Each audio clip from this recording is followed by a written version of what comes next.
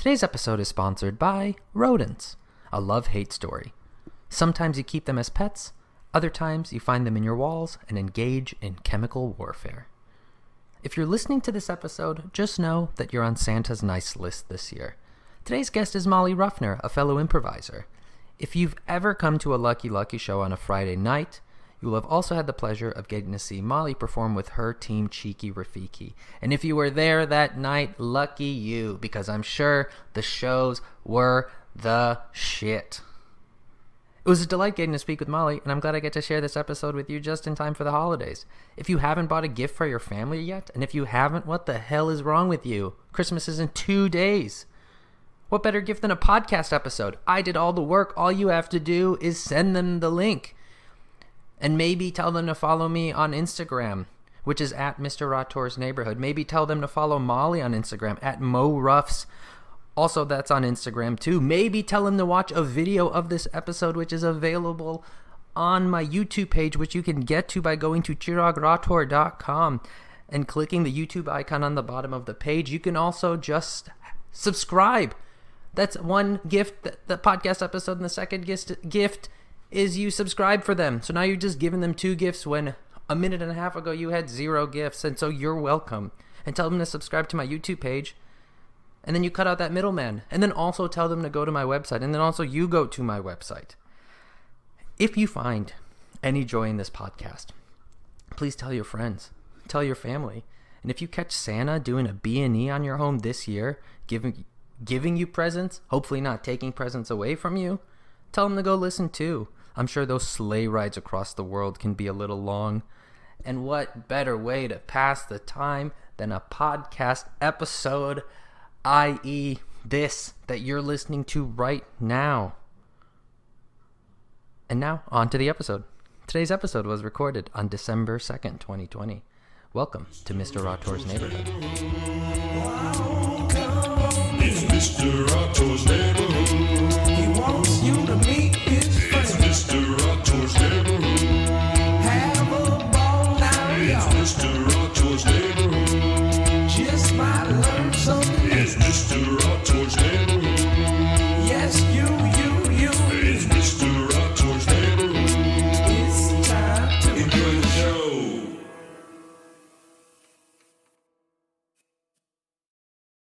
So I actually just moved too. I moved a month and a half ago to a new apartment because I had mice in my other apartment. And my landlord, when I asked him, hey man, like, what are we going to do about this? And he said, it's going to take years. And I was like, well, that's not I don't have that much time to deal with it. Yeah, like to live with mice. I was sitting with, I've been working from home, so I was sitting with a Swiffer stick just next to me for a whole week. And I was like, well, this is insane. Like, this is not. They were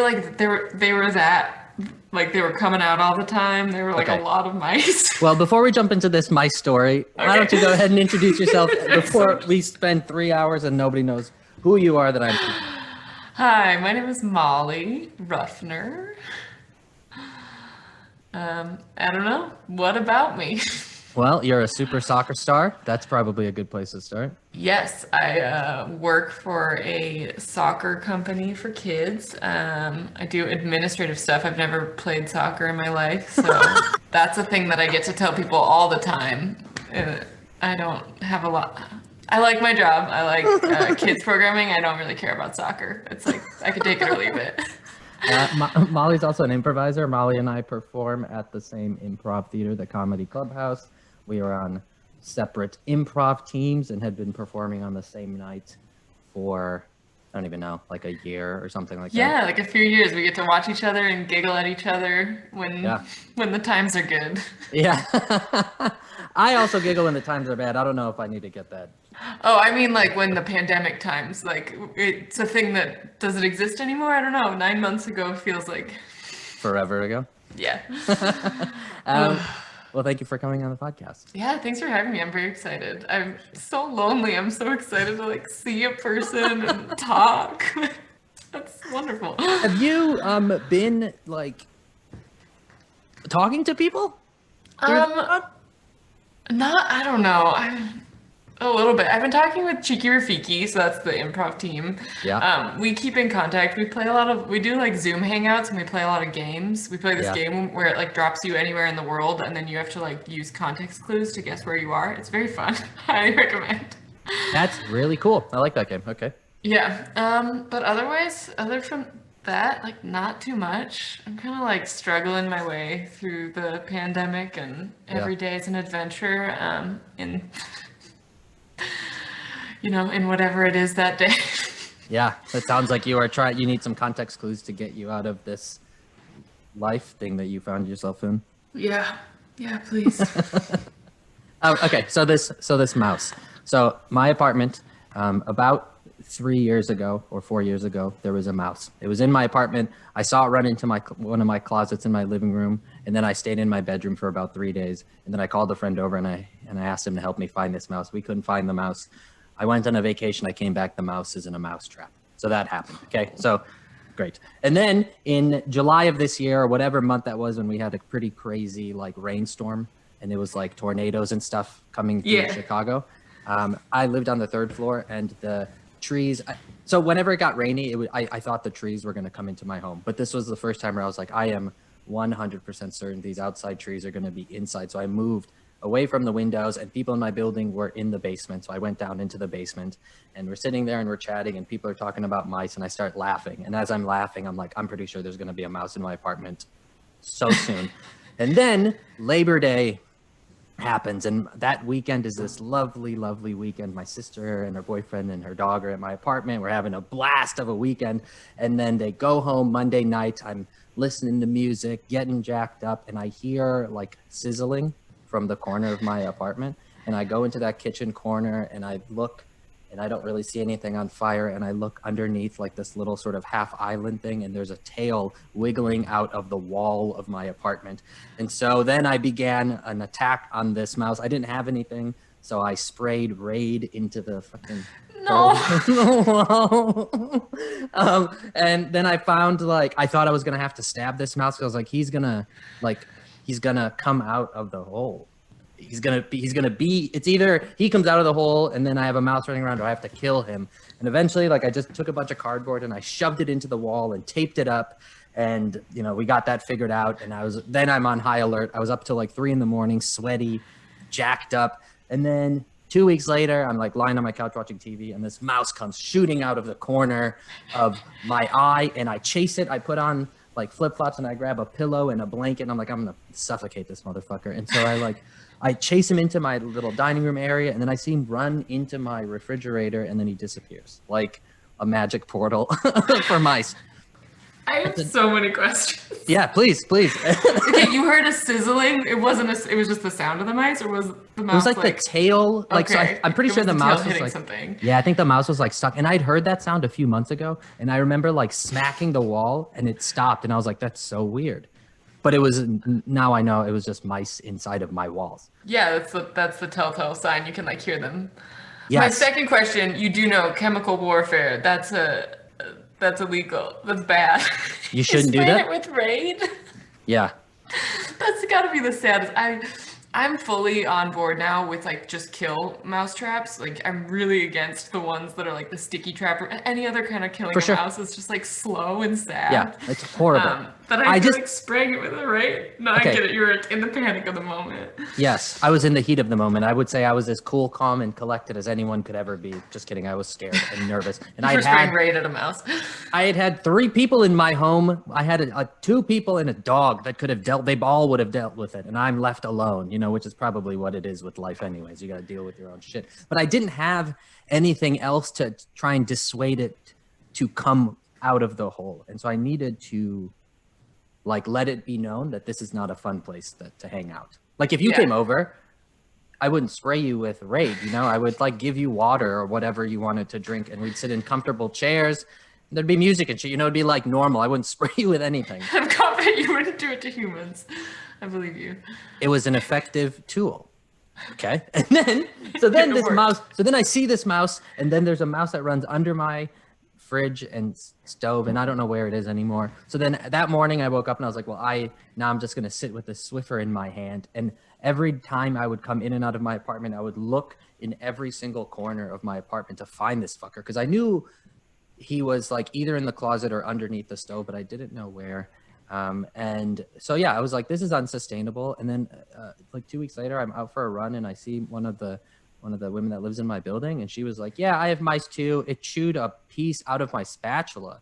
I was like, well, what the fuck is going on with this building? And then everybody had mice. And I told my landlord, I was like, yo, dude, like there's mice in our walls. Like, what are we going to do about this? And he said, it's going to take years. And I said, so I got to leave. That's a long story to say. I got a new apartment with 2 bedrooms, and I turned the second bedroom into a podcast room because I am. It's the only thing for it during a pandemic. Podcasts and puzzles. I don't know. You got a lot of puzzles in the background. Yeah, I'm really investing in hobbies. That's what my life is right now. What are the hobbies that you've entered into? A bass. I've been playing my bass, which I hadn't been playing for a long time. I played upright bass in high school in the orchestra. Okay. And then when I was like 15, I found this bad boy. I'm pointing to it if you're listening, but it's an electric bass. And I found it for like $100. It has duct tape on the back. I was like really excited. I was like this 15-year-old kid that was ready to be like Flea from Red Hot Chili Peppers. And then I never did anything or played it at all. And it sat in my parents' house for like 15 years. And then we found ourselves in the middle of a pandemic, and I was at home in Minnesota, and I saw the bass, and I was like, I'm gonna bring that home. Yeah. And now I do a Zoom bass lesson once a week. Cool. Okay. With this, like, yeah, he's a very good bassist, and I feel so bad. I'm like, I think that I'm frustrating him with how much I'm struggling. I don't know if he teaches like children usually, and they're better, or I get the feeling that like he does bass professionally, and I think he's like teaching lessons because he's a friend of a friend, and he probably needs money because it's a pandemic, and he's a live musician. He's so nice, and I just come back and I'm like, you told me to do this thing last week, and I genuinely did practice like every day for an hour, and I think I'm worse than when we started. Just like gotten in my head, but it's very fun. How does one know when an instrument isn't for them? What's the, not to tell you what. No, I hate you for asking that question because I'm running up against that every day.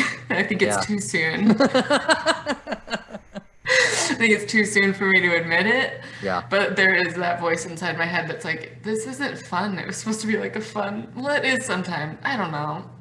Frustrating. I've struggled with instruments too. I've taken piano lessons like at 2 different points in my life. I did it when I was younger because my parents said you have to do this, and the piano teacher would come to our home, and I never really practiced, so I like barely progressed.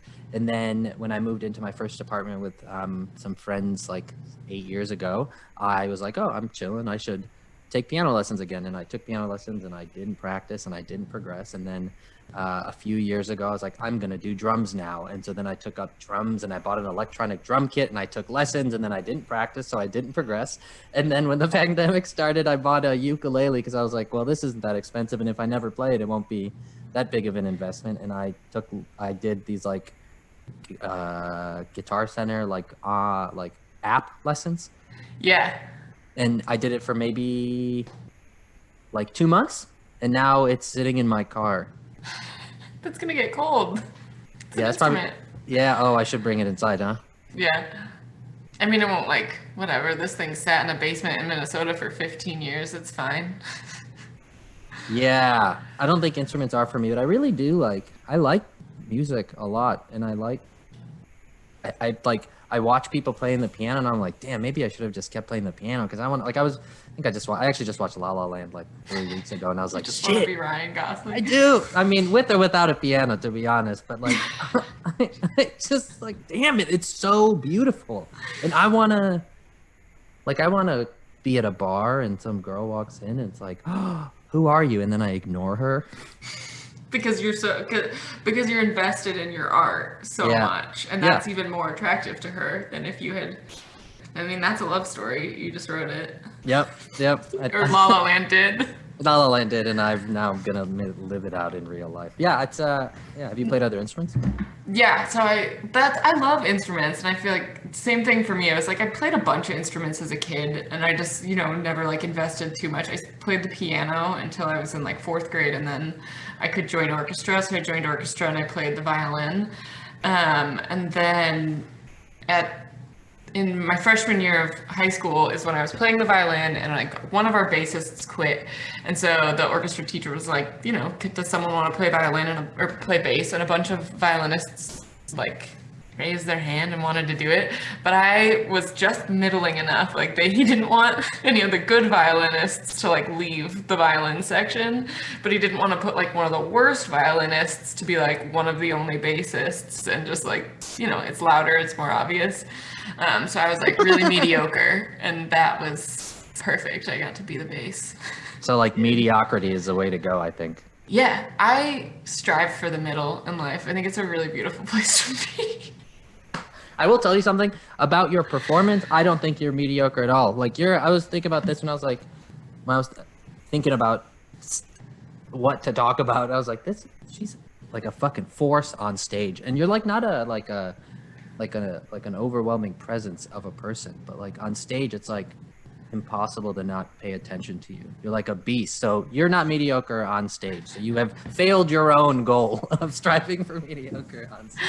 I really appreciate that. I miss it so much. I realize, like, I know in my normal life that I put so much energy into that, and that it's this thing that like is such a release and a happy, good place for me. But obviously, like, just getting hit by that during the pandemic, like having it just starkly taken away, and there's like nothing that can replace it for me, really. Like I try and fill this void, but it's I think ultimately it's good to just take a break. Like we need a break from everything. It's like fine. But it's been really hard. It's like, I don't know. Yeah. That thing that like gets all of my energy out. I don't know another word for it, but like no. I think musicians have that when they play music. I think it's a very artistic thing. Like a lot of people have their different art, and it's just this place that you go that you feel so in the zone and like in a flow. And there's been a big void for that for a while. Yeah, for sure. No, I feel like that about improv as well. Like improv's my like release valve in my life. Yeah. That's really been a great counterbalance. Like I really do.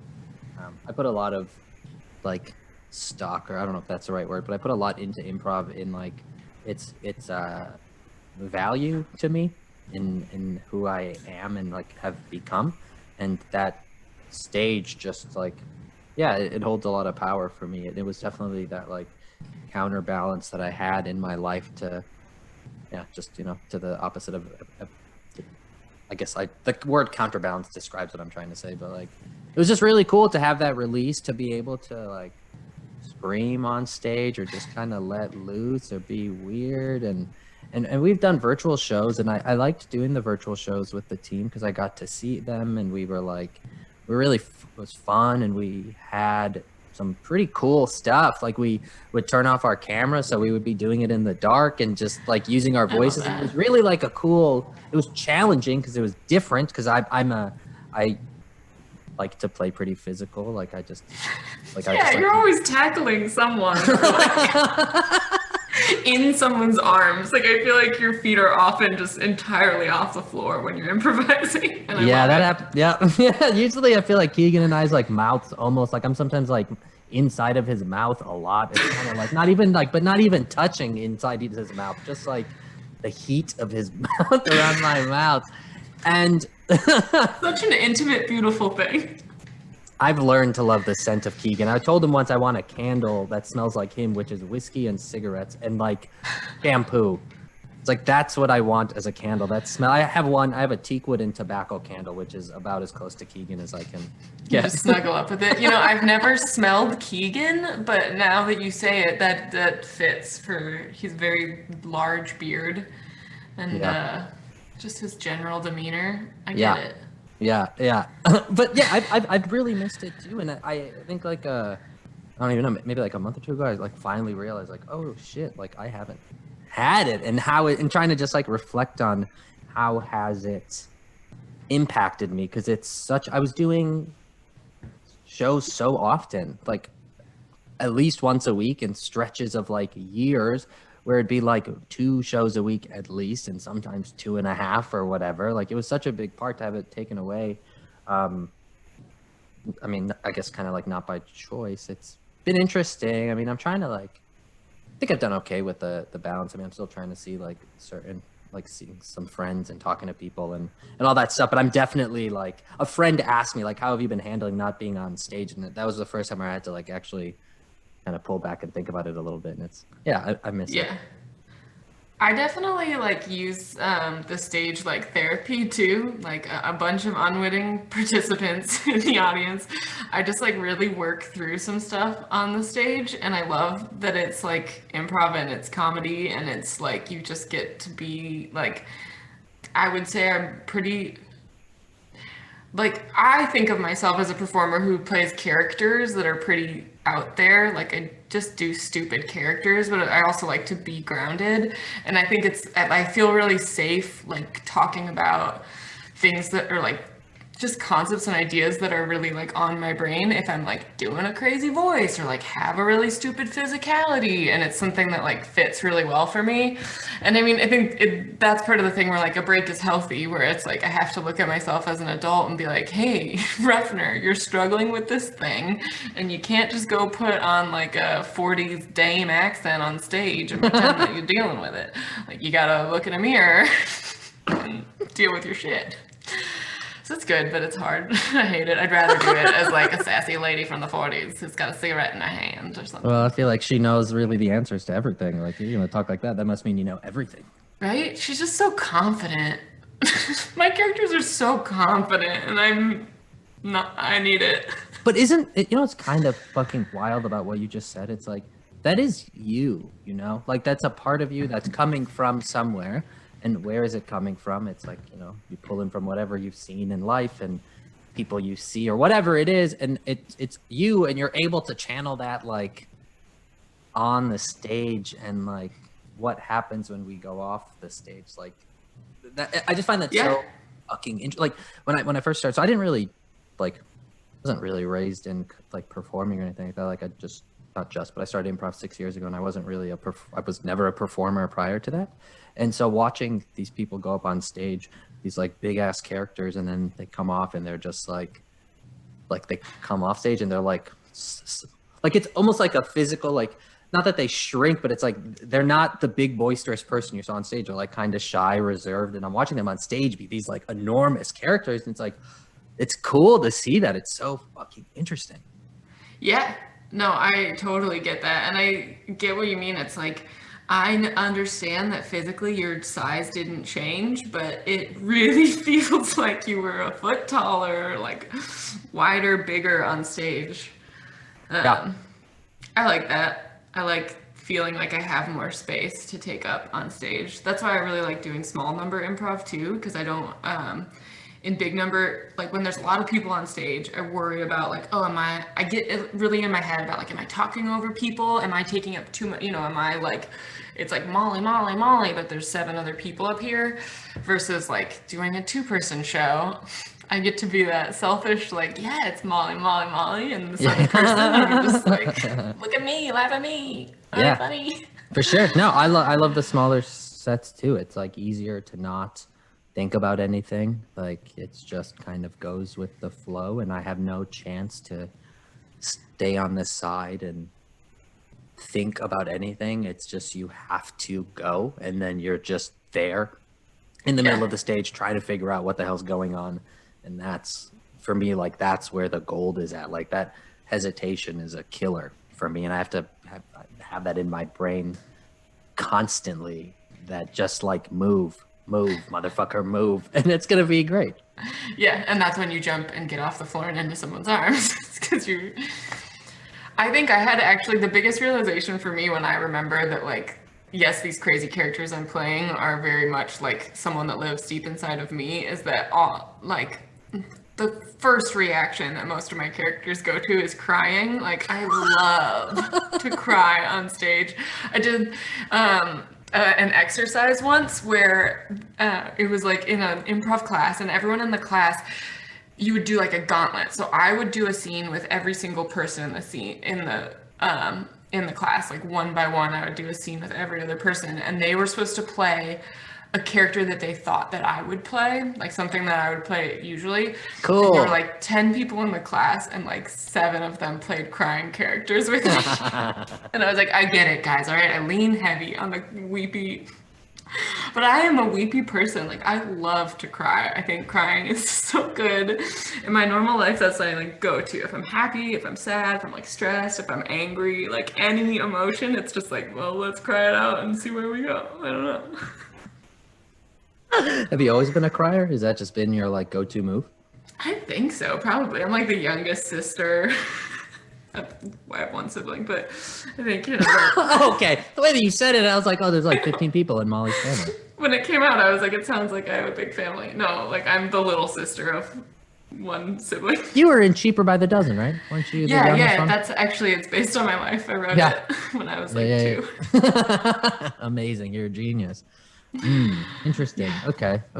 Yeah, I feel like I've been getting a little bit more emotional as I've gotten older, and I'm not really crying. Still doesn't come super easy to me, but I've been more prone to tears over the last few years. Like watching like sibling relationships on TV shows like will always fucking destroy me. I think it's like the most beautiful thing in the world. I really love my sister, and so it's just like it just makes me always fucking think about that shit, and I get real emotional about that. Watching little children in war-torn countries full of dust after their town has been blown up kind of makes me sad a little bit too. That makes you sad? That's so... Isn't that weird? I know, it's so strange. Super strange, yeah. But and also sometimes when I'm hungover and watching TV, I can find myself a little bit more prone to tears a little bit. I think I'm just like more emotionally vulnerable. Also, the like last episode of any show, even if I've never seen the show. If you drop in on the last episode, you just know that those like actors are sad and yeah. I love that. Man. That's great. Yeah. When did you start doing improv? How did that begin in your life? I actually started improv in when I was 18 in high school. I was in Minneapolis, and there is a theater there. It's changed, but back then it was Brave New Workshop. Very cool, like small little theater, and they had classes that you could like start taking when you were 18. So I would like drive from the suburbs into Minneapolis to go to my little improv classes. And then I did it in college for a while, and then I stopped for like a few years. And I like lived in Kentucky for 6 months with my boyfriend because he's from there, and then we went like and traveled, and then moved back to Chicago, and I like happened to go see a show at One Group Mind, and because I was like, oh, I'd love to go see an improv show. I don't know what to do with myself tonight. And like the second that I showed up, I was watching a show, and Mike, the owner of the theater, comes out and was like, hey, Molly, I have a team. They need a girl. Did he know you? Yeah, sorry. I missed that part of the story. I knew Mike from college. Mike coached my college improv team. That's how I was like, oh, I'll go see this One Group Mind. You were a show. Titanic. You were a Titanic player. I was a Titanic player. Mike Abdel Sayed, the owner of the Comedy Clubhouse, coach of the Titanic players at Northwestern. Mm-hmm. And you were but he started a DePaul team while I was there. It was short-lived. They made him mad. He stopped doing it. That was after me, though. You know, it was. You went to like, DePaul or Northwestern? Sorry, I went to DePaul. You went to DePaul. Gotcha. Yeah. So yeah, I knew Mike, and then I ran into him. He's like, I got a team. They need girls, and I was like, what the hell? I'll do it. I took a risk, and it was Cheeky Rafiki was the team that needed girls. So that's like been my main. I've been on with them for like 5 years now. Oh shit, that's crazy. I didn't know that. Okay, cool. Yeah, and I've done like, you know, I do a bunch of other stuff. I love other stuff, but Yeah. Cheeky is like we have a weekly show every Friday. When it's not Even a pandemic. now, underneath places, we don't tell anybody, but it's a secret, but everybody knows about it. It's just us playing GeoGuessr, but it's a show. If you want to get in, you can. That's honestly not a bad idea. When I first started watching you guys, I was like, this seems like they all live together and they're related and they do this at home. Like that was the sense I got with the way that you guys performed. You all seemed like siblings. I love all, that. all born at the exact same time somehow. And like so it's actually, so there's 7 of us on the team, and there's 4 guys and 3 girls, and the 4 men they were together before us, and they were at this point where they were like, we don't want to just be like 4 dudes doing improv. We'd love to have like a female voice on our team. And so me and the other women all joined at once. They like recruited me, Jacqueline, and Shannon. And so like for a while at the beginning, we were like worried that, these 4 had been performing together for like a few years, and I felt the same way when I walked in. They had like this great chemistry, and it was like, I hadn't been doing improv for a while. I was like, I don't know how I'm going to step into this team. But they're just such like, I don't know, it feels like a very welcoming community. Like we all have very different lives. I know you've talked about this with Lucky Lucky, like just very different people outside of improv. Also, what I love about Cheeky is I think that they have the most lives outside of improv of most improvisers I know. Like we all love Cheeky Rafiki and improv and all of that so much, but like sometimes you can sort of get to this place with improv where like people don't do anything else, and then it's like, but you have to like live a life in order to. When I grew up, going to like a really classical ballet school, and some of the girls in my school would go to Interlaken over the summer, which is this like very intense camp, and it's for ballet. It's like very intense as well. It does like there's all different kinds of arts at Interlaken, but the thing that even our instructors would joke about is that like most of the ballerinas at Interlaken are like these poor teenage girls that are just like sometimes so boring because they've just been raised in ballet from like the very youngest age. They go to like ballet schools where half their day is ballet, and then they go to a ballet studio at night, and they just have like no other life. And it's like just like sucks your whole personality. And I think that sometimes improvisers do that same thing where they're like, I have to be in 12 shows a week, which means I'm doing 3 shows a night, which means I eat, sleep, and breathe improv, and I don't remember what being a human is. Yeah. No, yes. And the like beauty of improv is like bringing like that real stuff and real problems onto the stage, and not, directly doing stuff that exactly is happening in the world, but taking real life experiences and putting it into an artistic twist. And yeah, you have to like live life at some point. I mean, I've definitely dove into where I was doing improv shows all the time, but I didn't want to lose that aspect of being a human, and like where you have to build up those reserves. Like your characters come from a place, and you can only make up so much before you need to like go and just be. Yeah, otherwise you start doing characters that are based on other people's improv characters instead of characters that are like based on people in real life. And then you see like the same 4 like bro characters that exist in like the Chicago improv community, and you're like, this, like, why am I so sick of this like weird. Yeah. And also, like, I think part of living outside of the improv world is you meet people who are not improvisers, because I think like, or that's with anything. I think about this a lot with just like sort of your own bubble and the thought bubble, and that's like whatever political tilt or religious tilt or whatever conservative, non-conservative tilt you have. Like I think it's even financial, bubble and all that stuff. It's like I think it's not good for you to only talk to your type of people that only think the way you do, or like in that same community. Not to say that all improvisers are the same, but like you have to get outside of that shit. Like it's the only way to understand that there's even like another way of thinking, because you just get into that sort of one tone thought, which is it's boring. That shit's like, it's not interesting. Yeah, I think that that's a thing that has been really driving me insane in the pandemic, is that like I have so many people in my life that I like really love, and I feel like I've had more quality time with those people, and I feel really thankful for that. But there's so many parts of my life where like you're meeting people serendipitously, or you're like interacting with people that aren't like your friends that you're going to go out of your way to Zoom call. It's like someone that you met because of like you're at a bar with this thing and then you're talking to these other people, or just all different kinds of like interacting with people who are outside of your little bubble. Yeah.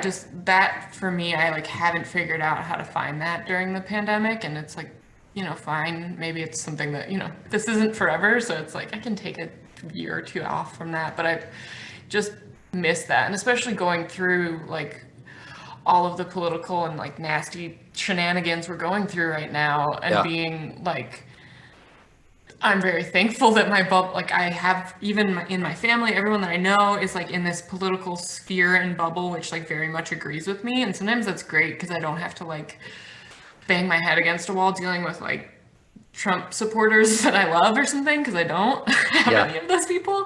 But then sometimes I do feel like a little worried about it, that I'm like trapped in my bubble and I'm missing perspective, and I'm like, I don't know.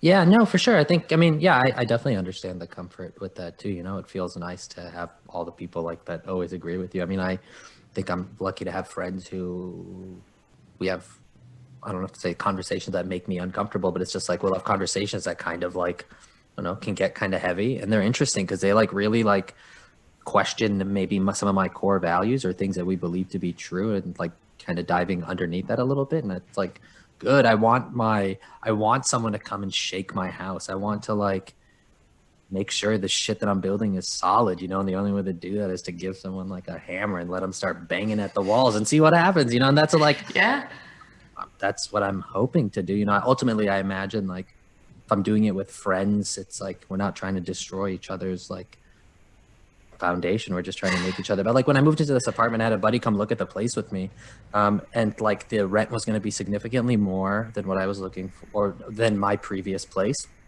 But I brought him to kind of come look at the apartment, and also like to sort of ask me questions that if I was not as sure, I would have retreated back to the other apartment. And I wanted him to make me a little uncomfortable. And it's like, and as we did it, we were talking about it yesterday, and he was like, I wanted to ask you those questions. He works in mental health too, so I think he, I don't know, understands people's brains a little better and knows how to fuck with people. But I was just like, that's what I wanted. I wanted you to like test me and push me to see if I can stand, and felt good. And he's like, you seem certain in your decision. I felt good about the decision you were making. And I was like, I felt certain when I was answering your question. I was like, that's what I want. I want to be tested, to like make sure I know my shit. Yeah. Wow, you got to bring a therapist along to your, check in on your, that's a good trick. Yeah, man. Oh, as you were saying how to meet new people, I was thinking like we should do like some kind of game show. It's like a dating show, but like people introduce people to their new friends. Quarantine friend game. My head's exploding. I'm down. Yeah, you can meet some people in my bubble. I can meet some people in your bubble. Maybe we think of like, the hope is not to, I mean, I don't know. Maybe it's good television to like, let it be explosive and not be cordial. I don't know. I mean, I'm trying to meet people of different, I want to meet people of all, walks and have nice conversations with everybody. And if things get heated, whatever, I guess it is what it is. But like, yeah, maybe that'd be kind of a cool show, and you can meet some new people. Maybe you'll meet some friends. I mean, that's like, I love that. I'm down. I'm already brainstorming. Oh. Send you notes in the morning because I'm going to stay up all night and like I'm manic. When I was little, I used to, I just flicked you off. I actually think I've done this with almost everybody, and that was not intentional. Or maybe it is, who knows? I didn't have a phone like in early high school, so I would scribble, like my brain is just always raced, I guess. And I would like scribble these like thoughts and then rip it on like a little sheet of paper. And then I'd have like a little piece of paper with some thought, and then I would just keep those pieces of paper, and then eventually I would have this like pile of like little psycho notes like just piled up. So I didn't have like I guess I should have just kept a notebook next to me, but instead I had little scraps of paper.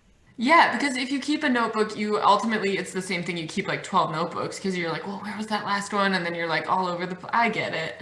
So you have a million little like psycho notes. I know, and I don't know if like I don't know why, if my mom ever read them, why she didn't read them, if she like, because I would definitely, if my child was leaving little ripped pieces of paper of notes, because that's the like, oh yeah, my kid was kind of kooky and I didn't know. It's like, oh, you did. He was leaving notes all around the house, like different rooms. Like, read the shit your kid is writing. Oh my god. I am very glad I was just talking about this. I'm very glad for the personal space, and I think my family was like really respective of it. And when I was a kid, there was like this big trend when I was really little of like cool journals that you could like lock people out of. And it was this, I think that they sold it to little girls because it was like sold on the like drama of like, someone wants to read my journal, but guess what? You can't. And I had this one that was like, it was voice activated, which is hilarious because this must have been like late 90s. So I don't know what the actual technology was. Super good technology, I'm pretty sure. Yeah. You would like press the button and say a voice, and so that I could get into it. And I was talking with my brother about it like a week ago, and he was like, yeah, you had all of those. And I didn't give a shit. Like, I never wanted, I wasn't like, what's Molly writing in her journal? I'm just like leaving it by his door, like, why don't you try and get in? Were you probably actually won't be doing able that? to. Yeah, I like for sure wanted him to try and fail, like, because that's the whole gimmick of the toy. It's like, you're gonna get your brother. He's not gonna be able to read your juicy diary secrets about who you have a crush on from S Club 7. Ooh, okay. I wish I remembered any of the band members from S Club 7, but I'm pretty sure there was at least one person on there who I had a crush on. I don't remember anyone from the band. Yeah, there was a crush for everyone. I also don't remember any of their names. Like, I could sing like 2 songs maybe, but no, I don't think they had like personalities that stuck out. They weren't really well branded personalities. As you said, a crush for everyone. I was like, I wonder if there's a band out there where like nobody likes anybody in that band, because that seems like there has to be somebody for everyone. Maybe there's that one band out there that doesn't. I think more what it is there was always the one person in the band that was supposed to appeal to like a certain demographic that like no one liked. Like, I don't think anyone liked Kevin from the Backstreet Boys. I know, I felt so sad for him. No, you're right. He looked too old. Like, he genuinely looked like he was 35, which like as a 10-year-old like, Yes. wasn't attractive. 35 is so old. He, in my brain, has looked the same since forever. Like, I look at him now and I'm like, I'm pretty sure that's exactly how you looked when I was like, when we were, 10 Yeah. years ago. And AJ aged hard. Well, he partied like a motherfucker. Yeah. He, Well, he told us he was gonna. All his songs were like, if you wanted to be good, girl, get yourself a bad boy. We were rocking to that when we were like 10, and he was like, no, I just have like a celebrity drug problem. did he have that before? Or do you think the words turned him into that monster? Not even a monster, turned him into that life. I think the words turned him into it, and more than the words, like I think in especially like 90s era pop bands, like they were built on personalities. Like Spice Girls obviously went the hardest, where they just straight up named them. They were like, well, this one's scary, this one's sporty. But they did that with like the Backstreet Boys, where they were like, Nick's the cutie and AJ's the bad boy. So we had to like play that life. And I'm Brian sure, was the sweet boy who grew up in a bubble with a hole in his heart. yeah.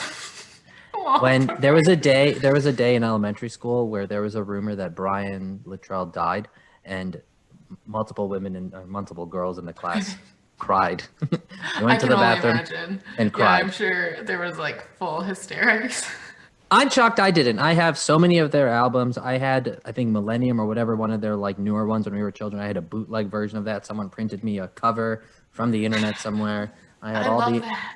I had all the NSYNC shit. I had Britney Spears. That was my jam. I wanted to write a South Park episode where that's how the foreign countries destroy us, is through like boy band music and make us weak and unable to fight back. I never did it. I mean, it's still relevant. You could still do it. Okay. I'm a child of pop. Like, I think I was raised on like that kind of like super intense pop, that like whatever weird brand that they were shoving down our throat. And I went like way down the side streets of like Mandy Moore and Bewitched, and like just, I like lived for that stuff as a kid. So now, I mean, the Spotify music stuff just came out today. Yeah. My top 3 genres are always like pop, indie pop, electric pop. And like still? every year it's like that. Yeah. I love pop. I do too. I don't really. I stopped. I think like I still love like some of those old Backstreet Boys and NSYNC stuff. I mean, who doesn't really? You know. Yeah. During 7th and 8th grade, I kind of did a pretty hard shift where I got like really into Slipknot and System of a Down, and I still really like System of a Down, but like heavy into that shit. And it was like I went 6th grade, I was super into Backstreet Boys, and then it was clowns and masks and the noisiest shit I've ever heard in my life. I did that same thing. I loved System of a Down. I wanted to be Flea from Red Hot Chili Peppers because I like just wanted to like put on a weird like suit of bones and just like disappear into like cool rock music.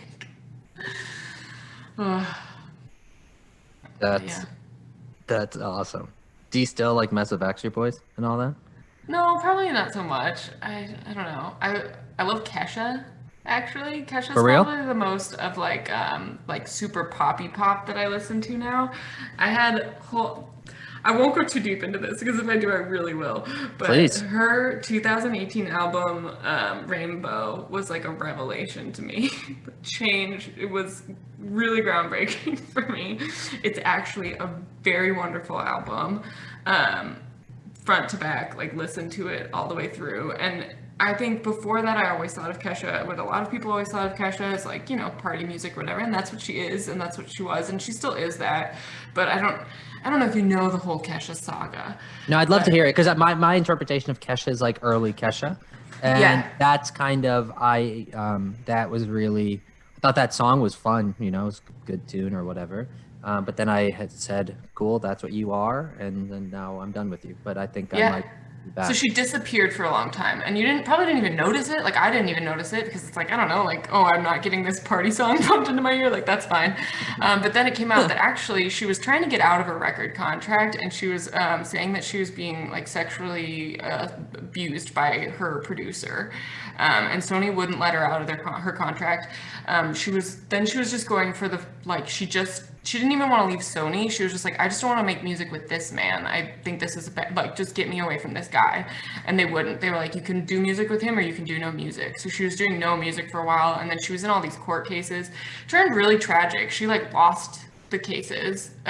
So legally they were like, no, you can make music with this guy who you claim sexually abuses you, and we don't, no one believes it, or you don't get to make music. And then what kept her from just making music with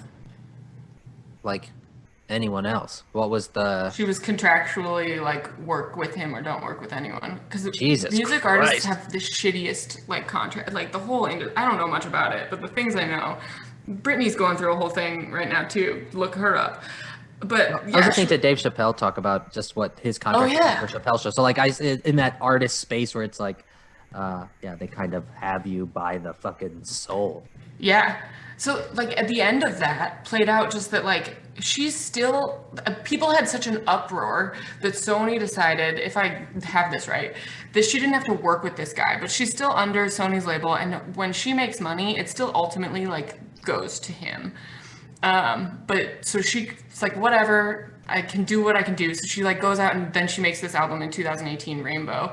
The best song on it is Praying. It's a whole fucking song about this guy, and I hope you're praying, I hope you're doing better, because I need to move on.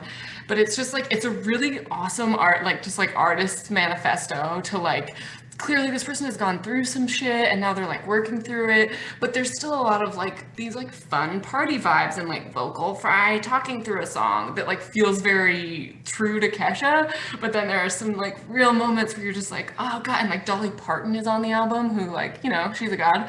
It's just a really cool album, and it was a really big revelation for me of just because someone's doing pop party music doesn't mean that I don't know, it's not a reason to write them off. And I definitely wrote them off. Even when I was first hearing about that Kesha stuff, I was well, it's Kesha. And then I was what? That's disgusting. I think of myself as this really progressive, cool lady, and still my first reaction when the pop party girl was accusing someone of sexual assault was, I was well, why did she have to be a famous singer? That's what you get yourself in. And then I was God, I'm some gross guy from the 50s. So deeply ingrained. The husband of your cigarette smoking 40s. Yeah, exactly. That's exactly. It's probably her ex. She probably divorced him. She's competent. When she finally realized he's a douche, the thing that drew her in was finally the thing that drew her out. Yeah. It's, I think Dave Chappelle again, he had a joke about we look at these artists and call them crazy without any context or any understanding of who they are or what they've gone through. there was this Indian actor, and I don't know his name, but he ended up committing suicide like a few months ago. And I was talking to my family about that, and they were like,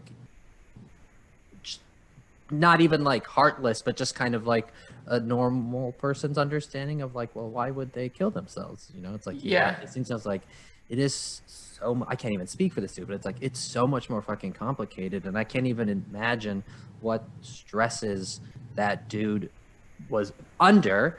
And then, not that that's a reason to do that, but then on top of that, you're not getting the right support or whatever it is, like this, like, it's probably not an easy decision that got him to that point, that led him to like probably one of the like the scariest thing a person can do probably. And to get to that point, like, is so, how can you even begin to fathom that? And the stresses that these artists go into. And as I don't know how old she was when she probably signed that contract, but she was probably a fucking kid. Like, Yeah.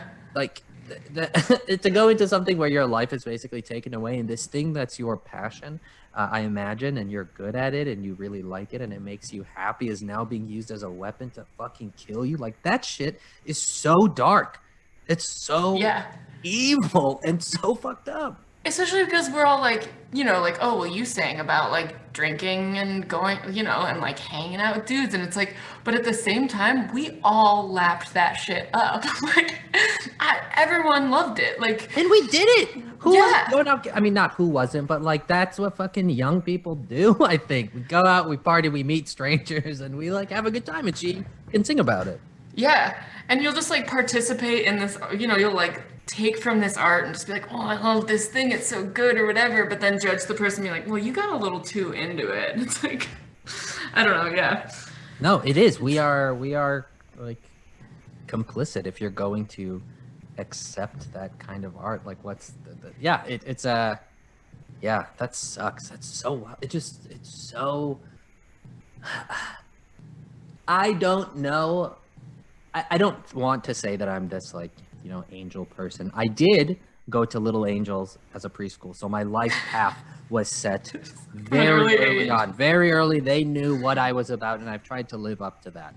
But like to get to that point where it's like you are like literally destroying a person's life and those things, and you know, I don't know, maybe there's more to the story, but it's like that just seems pretty wild. Are you just so caught up in the wave of the organization and you're playing your role of contract holder or whatever that you forget that like maybe don't like you're killing this person? That seems kind of insane.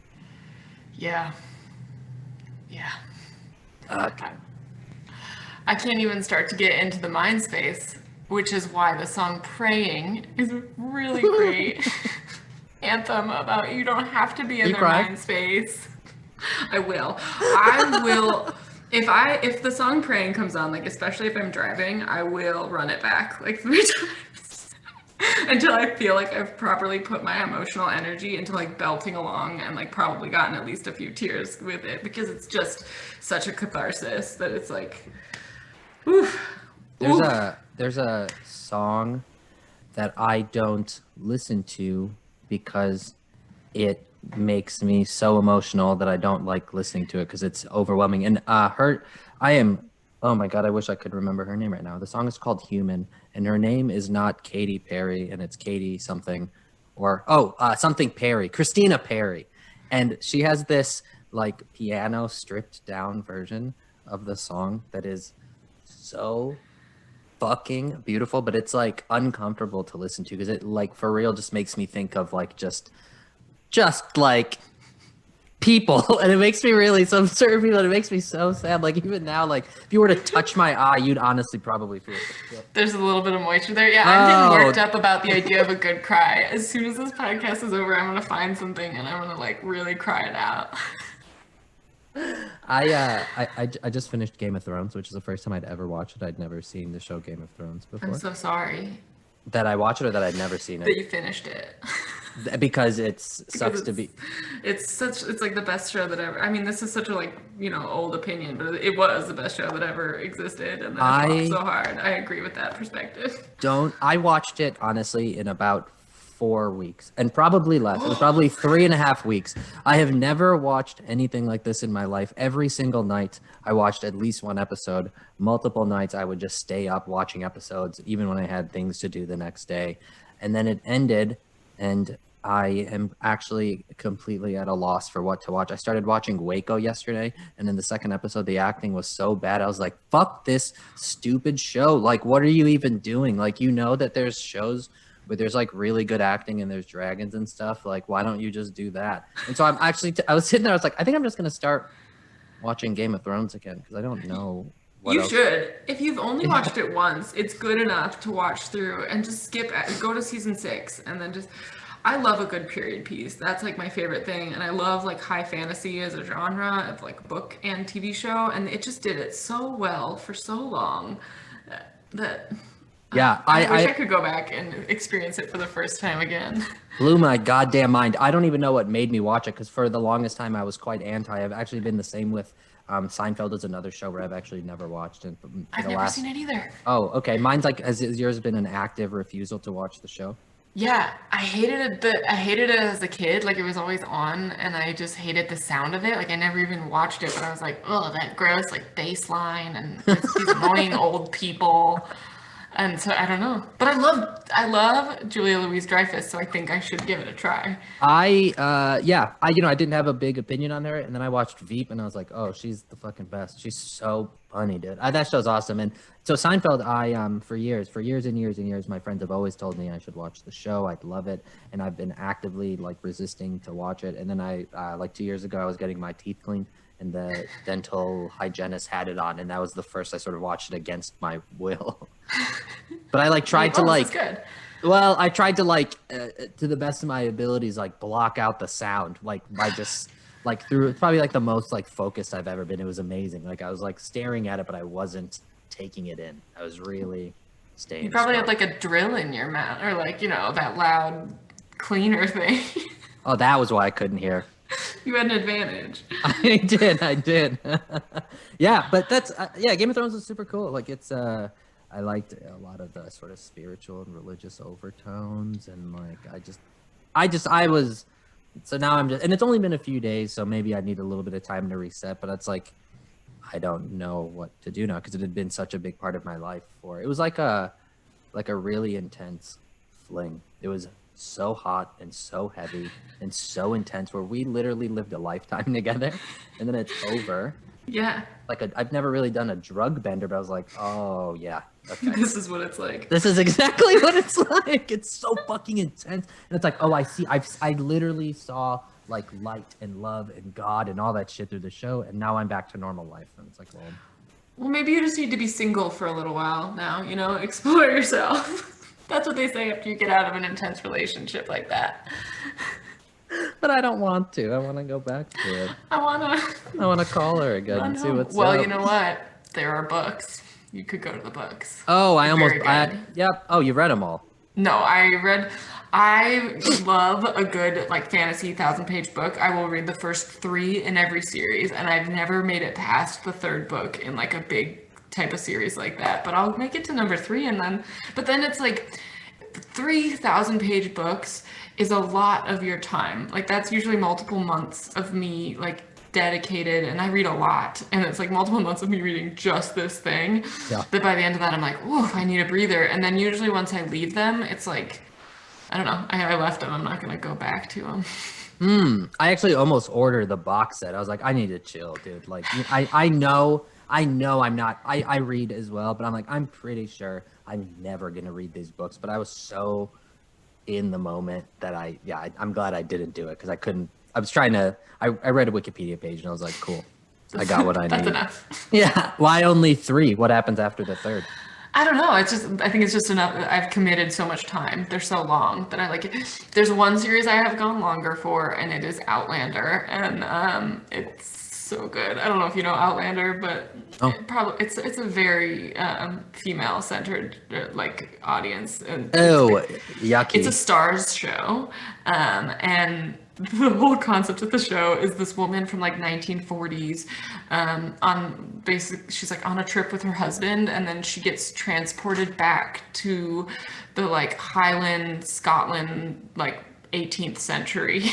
And she falls in love with this like Scottish man, and like then she lives out the next like 10,000 page books back in the 1700s, and they are porn novels. Like I have read actual porn novels that are like, you know, just sold as porn novels. They're like, they have no other purpose than being a porn novel, that are less porny than these books that are just supposed to be like regular books. My mom gave me the first Outlander book. And I was like reading it, and it takes, you know, maybe like 200 pages for it to like get into the sex stuff, but then it's a 1,000-page book, so it's got 800 pages to like really play. And I was midway through reading it, and I called my mom, and I was like, Mom, you gave me porn. How old were you when porn was handed to you? I mean, this is like mid-20s. It was like a few years ago. Yeah. But she was like, oh, I know. Sometimes I'm like, I get it. You guys love each other, but the story is so good. What? I've never read a porn book. It's great. It's a very female-centric thing. I think men and women process porn differently, and women, there's a lot of things about video porn that sometimes isn't as great for women. What if there was captions during the porn video? During the porn, this is the problem with video porn, is that I can't not think about, like, did she get tricked? Is she okay? Yeah. Like, is she happy? Is this what she wants? Is this gonna... I need the ones that I like to. I don't like super aggressive shit because it makes me uncomfortable. And even if she wanted it, it's like, I don't believe that at all. Yeah, what about in 10 years from now? Will this be a problem for her? I mean, the guys too. I don't mean to, but you know, I think about the women a little more. Sure, I think they've got. I mean, yeah, that's definitely a thought that. Yeah, I try to watch the ones that seem almost like they chose to record it themselves. Yeah, it feels like homemade. Like a little like the same essence of a romantic comedy with, like, you know. Yeah. But then there are like I'm very interested in this. There are like a good amount of studies too that, like, even outside of like those considerations, it's just like female brains often like a little more of, like, you know, what a novel will give you, where you're imagining it, you're like filling in the blanks. It's more in your head, that kind of thing. Like, it's just, I don't know, it hits where like, dudes are more like, I need to see the dick going into the butt. I need something explicit. I can't fill in the blanks. Just need to see it. Ah, interesting. Okay. I mean, obviously it's different for all people, but I do think in general the fictionalized literary porn is much more geared to women. Well, I mean, that's why they got the Red Hot Reads in Cosmo. What's that? It's part of, usually it's actually just parts of porn novels that they put in Cosmo, like Cosmopolitan, the magazine. They just have a section in the end where you can like read a section of a porn novel, and they'll just take the juicy scene. Does that work for you? Still, because it doesn't have the it gets right to the point. Does that still like? I haven't, honestly, the only time I really experienced Red Hot Reads was like as a teen, and I was like, oh my God, what is this? And I definitely like read it with my friends, and we were like, this is so funny, but like, you know, and then secretly inside you're like, I'm gonna remember this. Yeah. My friend's dad used to get Playboys, and he would keep it in their downstairs bathroom, and it was like not hidden. It was turned, like it was on a wall, kind of like how you have your games, but like on the top of a toilet. And it was just the words like Playboy were there. So him and I would go look at it together, and then I don't even know. What kind of life do you have where you can just have that out in your bathroom always? I don't know. They were chilling. Parents were nice. Yeah. Kid was cool. It was pretty wild. Like, I mean, I don't think there was porn in my parents' house. Like, the only time there was porn in my parents' house is when I was like watching it in my parents' house. Yeah. I guess I have Outlander on a shelf. Yeah. Actually, I have full-on porn novels on the shelf. But I haven't even read it. I don't know.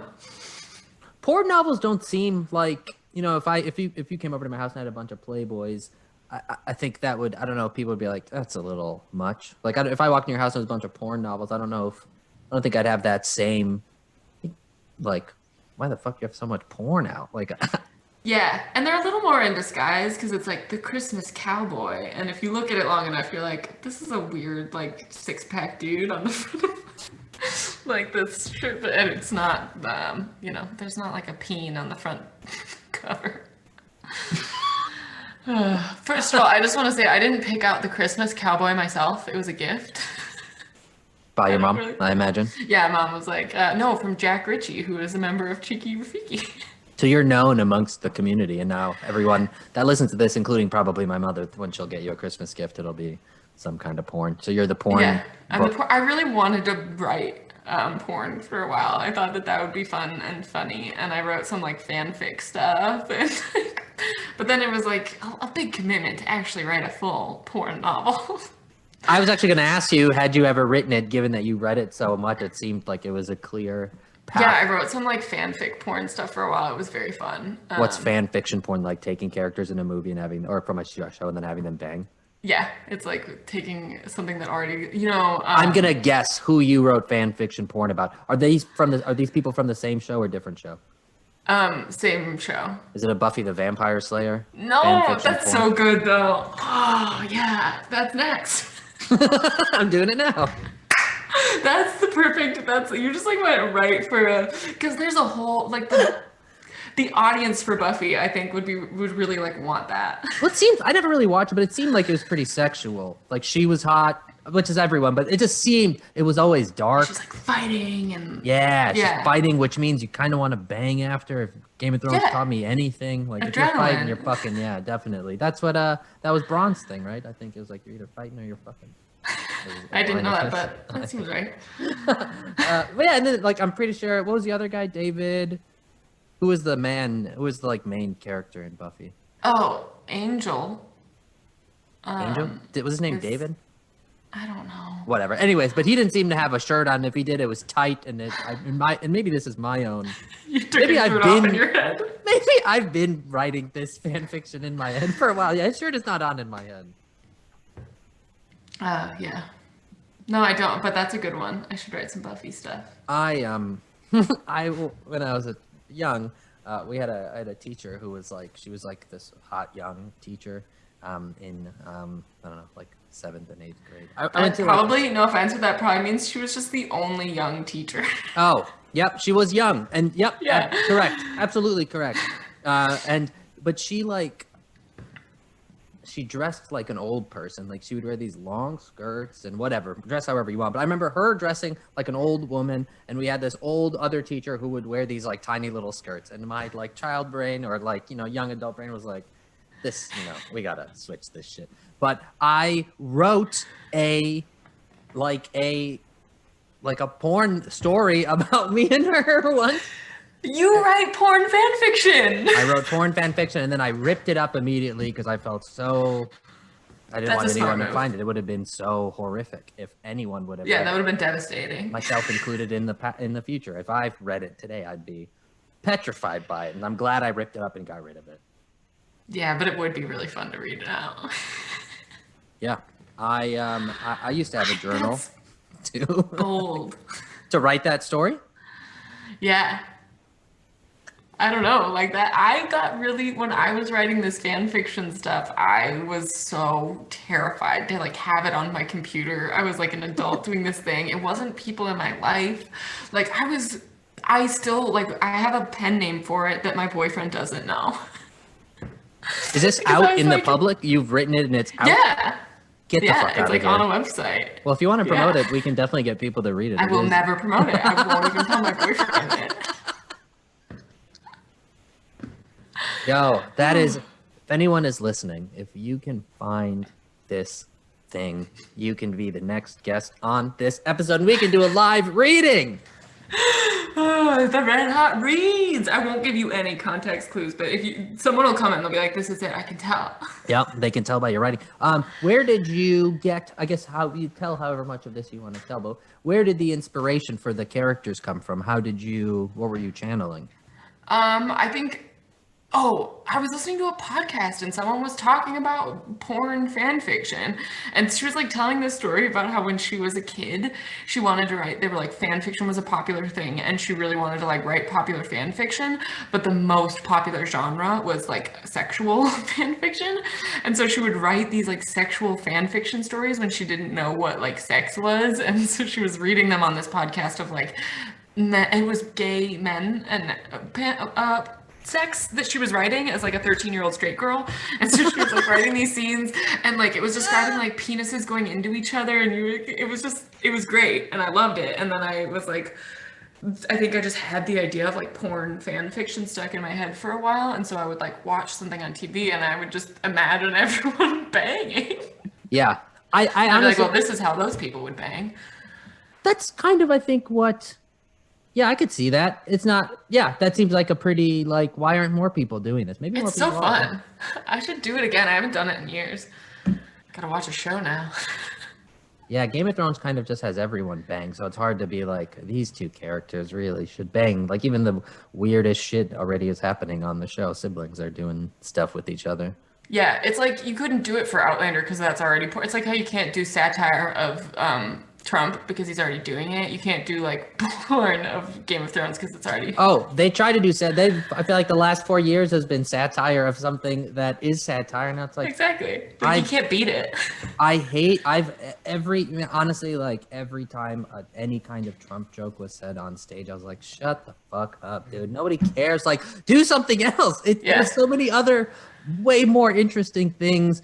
And it got like an applause or whatever. I was like, ugh, I guess, dude. But like, just do an interesting breakup scene where you yell at each other and you talk about whatever, like that shit is so much more interesting to me. Like I really hate that easy shit and all this like basically all the shit on TV. It's just like, come on, people. There's like so many other things that are so much more interesting and deeper, and I understand why people are doing it because it lends itself quite easily, but it's like, let's try harder. Do something else. And with improv especially, I think it's more poignant. It's like a deeper, better art form to do like a satire of a kind of person, of an event, of a life, like to look at world on a broader scale than to like necessarily just go straight for Trump or like or any like super like existent thing, like any, just to go like straight at any politics in an improv scene it's not as deep, and it's also like it's really hard because you are like you're improvising it live. And I think you can have a really deep and like insightful scene about like concepts, but I don't know how to like describe it, but you just get so much waterier when you like live in person without knowing what the other person is going to do, try and dive into like Trump policy, discuss like satire. Like that's the kind of stuff that needs to be like workshopped and done in a different medium. Yeah, no, I agree. There's definitely been moments where I've been watching a show and it'll start to just get me thinking about my own life, or I'll just be sitting there like really quietly kind of lost in my own thought, and it's like, ooh, this is making me feel things and kind of uncomfortable. It's cool. And it's so much more poignant. You would never do that if someone's looked at you in your face and told you that that's what they were trying to get you to do, and that they were doing it by like directly analyzing, you, and this is what you should think about this thing. Then like you're gonna be like, fuck you, dude, I don't care. But if they start like accurately showing you this picture that reminds you of something in your life, and then you feel like you drew those conclusions and you started thinking about it, like that's a way more meaningful dialogue to have. Yeah, and that's, I think, kind of where that true power of the stage is like you can really deal with some cool stuff. I mean, going back to like the release thing, like just being able to let out. When I perform with people, and even like new people, like especially when you're talking about me like always being lifted in the air. Whenever I perform with like, we'll do these like random shows where it'll just be kind of everyone's new and you'll just perform to see what happens. There's always like one dude I end up like hugging in the show, and I'll have to, at the end of it, I'll be like, dude, like, I'm sorry. I don't really know your like personal space stuff, but I just like, this is how I kind of ground myself and this is how I play. And I hope you're like, and I assume most people like I'm not trying to be weird when I hug them, but it'll just be like he's my dad or my brother or whatever, and I'll just like hold them or we'll be scared together. And that's like I approach the stage with this like with my team, it's like, or whoever I'm really up there with, it's like we're gonna let it all out here, and we're gonna be there to make sure nobody gets hurt and nobody's gonna fall. But I want to explore some stuff and let's fuck around and do some cool shit because I want to like really open up my heart and kind of let out whatever happens, you know. And I kind of I don't know if expect is the right word, but I kind of hope that my team does that as well, because then that's where you get cool characters and cool concepts and just like really fun shit that is beyond just standing there and talking. It's like, you know, a world. Like you guys do that really well, I think, too. Like these like really cool. You guys your team uses the stage quite well and creates these really fun pictures, and it's like really visually interesting to watch, and like understanding that that's another like component to it, you know, because you can be really smart and really clever, but you know, you've seen teams at the clubhouse where it's like all they do is talk, and it's like this shit's fucking boring, dude. Like anybody can, and you know, not even like we can all do that, and it's like, you know, you're better than that. Like use the stage, turn this shit into an airport or a weird aquarium or 7 different rooms in one house where you're all there but not there. Like do that shit. It's so much more interesting. And yeah, I really, you guys, yeah, put a cool, you guys, there was one time, I don't know if you remember, but there was like, I don't know if you guys were in a plane or some shit, but like at some point the plane started tilting, and the way that you all moved your body, like I like, as someone watching it and being engrossed, I was like, I actually felt like the world kind of tilt. I was like, oh shit, because you all were so like in lockstep with each other, and it was fucking cool. Like to be able to watch that and feel that, it was amazing. Oh, thank you. That makes me miss it so much. I just want to like pretend like I'm falling out of a plane right now and have 5 people join me, and like that. Yeah. Turns out the pandemic sucks. That's what I've heard. Yeah. These are like they're the most superficial reasons that it sucks. I don't get to be on stage and perform so much. I've been really just trying to like dive further into the like, you know, relationships that I have already built, and you know, with friends and stuff, and really like, yeah, just kind of making those more intense, and it's because I've just been seeing less people. I mean, I'll still try and see some people and go out and exercise with a buddy, but like it's like I've gone from like this large group of people I see all the time to like probably not even more than 10 people that I'm like regular. Honestly, probably less. It's like probably like, yeah, maybe 10 if you count my family, but a small number of people that I'm seeing so often that the shit's like, yeah, it's getting really intense, and I actually kind of like it. It's pretty cool. It's tightening up my circle a little bit. Yeah, I mean, I think it's been really good for like my relationship. We've had a lot of time together. I've gotten to spend a lot more time with my family over the last few months, but we've also we're in it. Did you spend any time, are your family still in Minnesota? Mm-hmm. Yeah. So super unfun pandemic sadness shit coming at you. But in August, my dad was diagnosed with cancer, which it's a shitty thing to go through, but there's not like a good time for it. But during a pandemic, definitely the worst time. Sure. And my boyfriend works in film, so he's still like working. So like the day after I found out that my dad had cancer, I was like, my boyfriend was going to be on this big intense shoot. It was just like super, so I just left. I was like, I have to go home. I have to see him. I don't know when I'll be able to see him, if like, cause Nick's always working. Like, I just don't want to bring this shit home. And so I stayed home for like a month and a half, and my brother moved in with my parents. My mom works in healthcare, so she is frontline going into like, she's a physical therapist who does in-home care, so she goes to people's houses, but a lot of the people that she sees are in long-term care facilities, so she doesn't have a lot of people like in nursing homes, but people in assisted living, veterans homes, a lot of these things are like attached to nursing homes, so definitely like she's in the thick of where it is the worst, where it is like super rampant, and it's just been a nightmare. It's so scary. It's like so freaking scary all the time, because he's very sick. He's going through chemo. He's not doing well. And she, you know, like I went home for Thanksgiving, which with like I was beating myself up over because everyone's like, don't travel. I was trying to be responsible, and you know, it was this like pull of like, what do I do? But we had been really well quarantined for 2 weeks, which wasn't something we were gonna get again, and it was like I have to see my dad right now. And we got home on Saturday. On Sunday, my mom started feeling really sick, which was so scary. So we like locked her in a room. And she stayed like 5 days in that room and on Thanksgiving, got a negative COVID test, which was like the That's test good. came back in. We were like, a Thanksgiving miracle. 'Cause Yeah. in my head, I was like, she has it. She, you know, like she got this from work. She has it. If she has it, we all have it. My dad already has it. Like it's the end. I was just like, I was so just distraught. And I think it's just, you know, every day I just keep thinking like, I just feel like that's coming, you know, like we're just in uncontrolled shit. Like and it's just, it's a nightmare. Yeah, no, that sounds like a lot. That sucks. Yeah. So it's just, I don't know. I've been really thankful that like, I don't know. It's so all over the place because it's like, wow, this is absolutely the worst. Like it's just so horrible.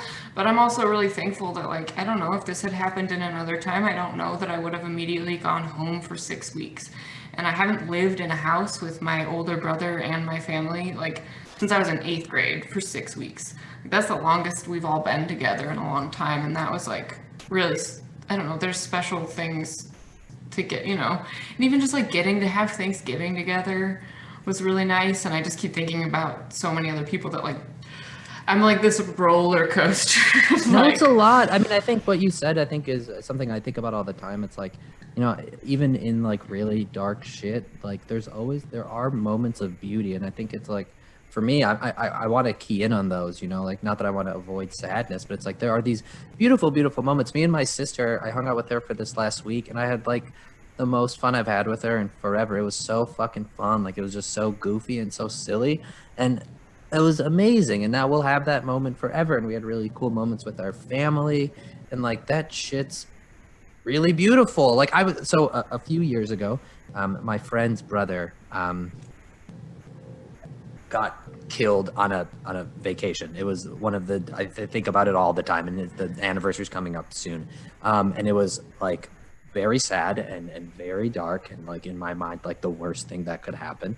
And even at his funeral, there were moments where if you were to take away the context that we were at, it would look like it was a wedding reception, because it was like family got together and we're like, you know, laughing because we're all together. And it's hard to just be sad always, and everyone is as sad as they can be at that moment, but also like at that point, like it's like we're all kind of hanging out and it's really chill. Like that day too, I was driving after the funeral, I'm driving friends to the airport, and my buddy is directing us to the airport, and he goes, turn left and turn right. So I turn left and I turn right, and he goes, we're here. And I look up and we are just in the middle of a neighborhood and there's no airport in sight. And we just stopped the car and laughed for like 2 solid minutes. We just like, we had just come from the saddest thing in the fucking world to this, like it was so stupidest like relief joke. It was so, and not planned. And I was like, it was so fucking funny, but it's like that's, you know, that I think that's kind of what it is, you know, like it sucks and the shit that you're going through is awful, but like kind of locked in that as you get to be with your family, and you probably wouldn't have in a different situation. And it's like, that's something to, you know, that's something to, it's nice hearing that, you know, it's like trying to key in on that's super important. It just helps you probably fucking stay focused. You find some of the like most poignant stuff in the darkest times because everything becomes so poignant, because that little joke between your friend is like, so there's such a relief that it feels so good, and it can be magical. I felt that a lot in the last few months. Well, that's and like, I mean, go ahead, sorry. My dad, more than anyone, has always been the person that is like very much like, you find like your best times always happen during your worst times. Like, he met my mom because his brother died, basically. Like the dominoes fell because of those like things, and he always, I don't know, he finds that in like every part of his life. I'm trying to embrace that. Yeah. Is your family like a All right, maybe even you. Are you like a positively inclined individual, or where do you kind of? I think so, yeah. And it's funny because I think that we really are, and as definitely as a family we are, and I think of myself being that way, and I have had that image of myself challenged in the last 6 months a lot. And I honestly was like, oh, I think I was a little cocky with like how positive I thought I was. Like maybe I was just living a really easy, good life, and I was like, you guys should just be more positive. But I do think I try really hard to be that way, and then there's just some days. Cocky positive person. That's a really funny character. Yeah, I think you're. I kind of cut you off at the end, but I think you're saying like you try to be it, but it's hard some days to be that. Yeah, it just gives you a lot of perspective where you're like, man, I get it for other people. Like I feel like I've always said like, oh, I get it. Like people that have difficult lives. Like I feel like I've been like I try to keep those things in perspective, but just having this like small dose of like difficultness in my life has been like just a huge reminder of like, woof, yeah. I just want to, I think, to take a corny moment, this has just made me want to make other people's lives better. It's like all I can care about now, and it makes me feel I need to be like nicer to myself, but it just makes me be like, what are you doing for other people, you selfish little idiot? What did you wake up and do for other people today? And then I'm like, well, dial it back, Ruffner. You're like going a little hard. But that's what I want. I just want to like, because there's just been so many people that have helped me out so much during this like small thing that it's like, that's the only thing that fucking matters. Yeah, for sure. I think about that a lot too with myself. It's like, you know, the world is dark and it's beautiful, and what am I supposed to do in that place? You know, I get really like frustrated when people just like complain about the state of the world, which is, you know, appropriately, I guess, or correctly, but it's like, okay, cool. Now we know that. So now what's the next steps? Because I try to be as nice to people as possible, because that's kind of where I think that's what I can do, you know. And the stage was that, this is that, just like normal human interactions, I think, are that too. Like I want to make people feel nice when you talk to me, and I'm not going to like lie about stuff, but like, I just want to, that's how I think I can, sort of impact the world a little bit. It's like, maybe don't be an ass. But that's so crazy. Cause it's like, what if we all, you know, why don't, I struggle to understand, like, why can't people just try to be nice? Like what, like that Kesha thing, it's like, bro, or woman or whoever, it's like, what are we doing here? Why can't you just loosen up a little bit? And maybe it just goes, you get caught up in your shit, but like, it's so hard. I mean, I spend so much time having angry fights with politicians in my head. And then I'm like, oh, this is pointless. You're just driving yourself insane. But it's so hard to let go. It's like, why are you this way? What are you getting out of this? Yeah. Like, just power? Like, what does it even mean? And like, this much money? What do you even do with it? I cannot understand wealth because I just don't understand what you do with it. Like, beyond even like upper middle class wealth, I just can't understand. I'm like, I don't even know that your vacations are like. Well, you need to get yourself a boat and play some music, and I think you'll understand that life, because it's pretty sweet. I've never been to Europe, so I guess I just don't. You've never been to Europe? Yeah, no. I haven't done a lot of like foreign travel. It's expensive. Oh, you catch a good deal, you can get overseas, and it's not that expensive. I went to Abu Dhabi one time for $250 round trip, because the airline, they kind of fucked up on the internet, and they were letting people go around the world for real cheap. So you can catch those deals. I plan to do it more, and I've been some places, but you know, I didn't like grow up going on. I was most people, I think, I didn't grow up going on like international trips. We went to England a lot just because my mom and my dad's families like there. Yeah. So we went there a few times, but it was like visiting family. It's like, instead of going door to door in a neighborhood, we took a plane to go door to door in a number of neighborhoods. Yeah. Well, and I think international travel is like the ultimate thing where I'm like, that's what I understand, wanting to have enough like money and power to be able to travel wherever and do whatever you want. But then there are people that are like 30 times more rich than that. And that's what I'm like, to me, this is like the most Yeah, international travel. extravagant thing in the world. Yeah, while it's a luxury, it's definitely not like what the. There's definitely a level above just going to Italy for a few weeks and hanging So out. that's when I'm like, when people have that much money, I'm like, what is it for? Like, you travel to Italy and then you also have like a more expensive cocktail. Like, I can't. And maybe that's like, I just haven't been close enough to it. I don't understand like human fight clubs and like whatever other weird stuff rich people do. I don't like that echelon of rich. Well, it sounds like you're saying things that you might actually know about because I've never heard of human fight clubs, and it sounds like you might be aware of something. I don't know. This is all based on like media, like what movies tell us poor people that rich people do. That's why, like, poor screenwriters in LA have written my understanding of rich people. They seem like a trustworthy group of people that know. Maybe more super rich people who are doing these human fights need to be writing movies. Yeah, Understand. but they don't need to. They're like, I'm so rich. Living all my I do goddamn. is I'm on a boat. I feed myself till I die. I just Oh, you think lay about around. like kings and stuff. Yeah. Yeah. We live like kings, okay?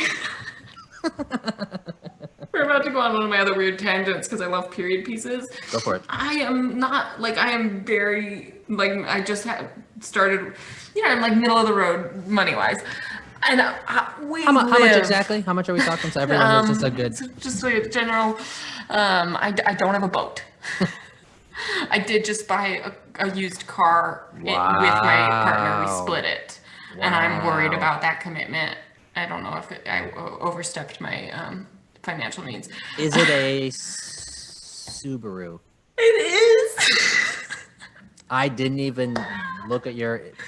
It just seems like a good car to I split have a with Subaru face. Yeah, it is. Well, kind of. You have a Subaru vibe more than a face, but it seems like it's such a smart car to like have with a partner, and you can Highly do rated on everything. Consumer Reports. There you go. See, it's a smart car, and you seem like a smart person.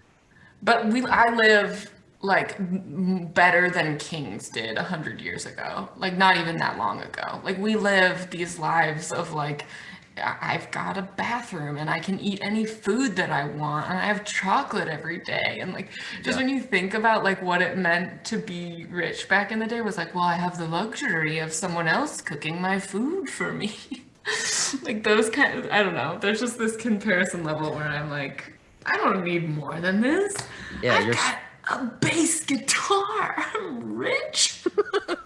Your Subaru and bass guitar rich in your face, kings. Yeah. I feel like also Peace, back then man. too, like they were running the risk of like getting their heads and shit chopped off, probably based on Game of Thrones. So Yeah, we should bring that back for sure. chopping people's heads off. Yeah, being like a little bit more violent with the ruling class. Well, here is I agree. The Department of Justice just threw out or put out that we should shift how they're going to kill people now, and they want to include firing squads back into the game. So we are not that far off of a straight up guillotine. I'm so sorry I said that. I don't want to kill anyone, even the worst people. You want to let them all roam free and keep doing their bad shit? I think so, yeah.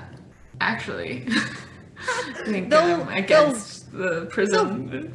They'll run it out of their system. You know, you let bad people do enough bad stuff long enough, they'll get bored of it and they'll want to do good stuff. Yeah, I'm really genuinely deep down. I think because I've spent so much time arguing with these truly awful people in my head, I realized that I'm never going to fix those people. And I think that you don't even try, like to the point of like, you don't even like need to justice in the terms of like killing the rich and evil. You just need to like find a way, like it's more productive to invest your time and energy into like into the positive side of things than the negative. I am with you 1000%, and that's I think where I get a little frustrated with the kind of going back to what I said earlier. It's like those arguments are there, and we know they're there, but can you invest more time in those positive ventures and whatever that means for you to put a better mark on the world? And it seems like it's just like mentally better. Like if it just seems like emotionally you'll probably do better if you just focus on doing good shit instead of having these arguments or like whatever the fuck you're doing on social media. It's like, just stop doing that. Like, I was thinking about that with Game of Thrones a little bit. Like, I honestly am never going to stop talking about this. I was telling my sister, I was like, you fucked up, bro, that I started watching this shit, because I'm going to be sending you a GIF or a meme every day for the next 3 months. But like, in that show, I was thinking about like all these houses that are fighting against each other. It's like they're squabbling while these fucking outside monster White Walkers are about to fuck them up. And it's like, you're going to get destroyed if you keep squabbling in your little bullshit. There are bigger things and bigger problems at hand. So stop fighting and look at what there's like. We're being manipulated by the media and fucking all this social media shit that nobody even understands. And there's government people trying to take your soul and tell you like what you should believe in and care about. And it's like, you get confused about what you should believe in. You lose yourself and your own soul because you think you should be fighting for these dumb fucking causes that you don't even care about, when you should be, I think for me at least, trying to figure out what the fuck I'm about and who I am as a person to be the best to fight these goddamn White Walkers. And it's like, I think that's what we should be doing, and we're lost looking at the ground when we should be looking like above the wall. Yeah. I love that it ended on above the wall. I was gonna say the sky, but I was like, nah, I wanna. No, this is Game of Thrones, and we will not venture out of the Game of Thrones analogy here. No. I have about 5 sketch ideas for Game of Thrones that nobody's probably gonna care about anymore. Yeah, you're too late. This is why you had to watch it while But it was it's on. so good. I know, but they're so good, and I have never seen them. You know, actually, as I was watching this, and I only told about 4 people that I was watching it, I am shocked that nothing got spoiled. Like, even though this has been out for forever, like I tried to be very careful about Googling stuff about the television show. I started Googling in the beginning. I was trying to Google who all these women were because they were really pretty. And then I found out one was going to die, and I was like, I can't do this anymore. I need to like stop Googling. And then I was so impressed with myself to like keep it to a few people, and no one ruined it for me. It was awesome. That's good, because they do a really good job of shocking you to your core, and you wouldn't want to miss those like moments. I won't even talk about them because I don't want to ruin them. Well, I don't want to ruin it for anyone either, because those moments were so beautiful. It was great. I think I heard you talk about this on someone else's podcast, and I wanted to ask you. So I heard that you have some like strange animals, or had. Oh my god.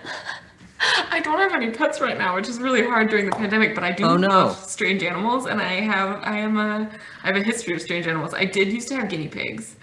My beefy boy, rest in peace, passed away last just January. But I had Beef and Potato were my guinea pigs, and they're the best pet. I love them so much. Were you raised with weird animals? Yeah, my parents, like, sometimes I'm like, why did you indulge me so much? Because I had guinea pigs as a kid, I had rats, I had ferrets, which were my favorite. Like, ferrets were definitely my most, like, they lived like 8 years. I had 2 of them. They were like, if there's ever like a kid and their dog, like people see that as like a very strong relationship. That was me and my ferrets. They like lived in my bedroom with me. They were like, I took them to ferret conventions. Like, they were.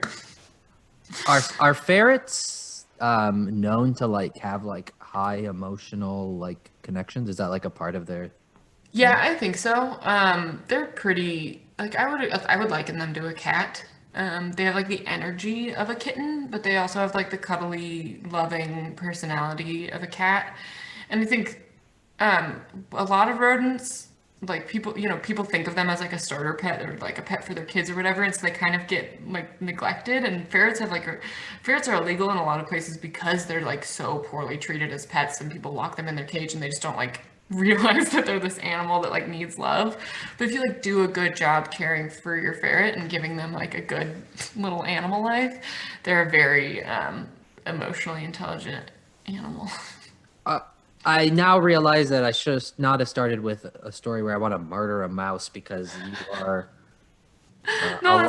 a lover of rodents, and I'm here spraying fucking cockroach raid spray on things that you've created like emotional connections. Yeah, but I'm just like built a life around. I think I built have a life also around. killed mice. I have killed mice, and I feel awful about it, but it's like I don't know what else to do with these. And I went down the like live trap route, and I was like, oh, this is just torturing the animal. I'm better off quick death.